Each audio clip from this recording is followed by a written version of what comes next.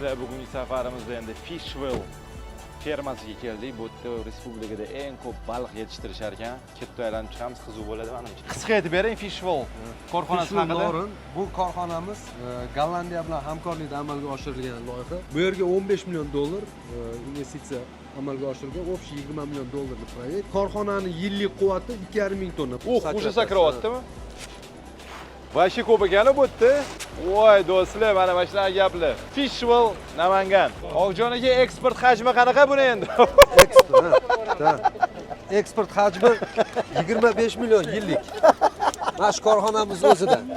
Bu o'lib qoladi hozir.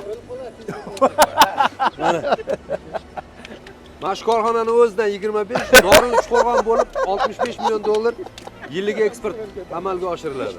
Voy bu o'ldi lekin. Voy.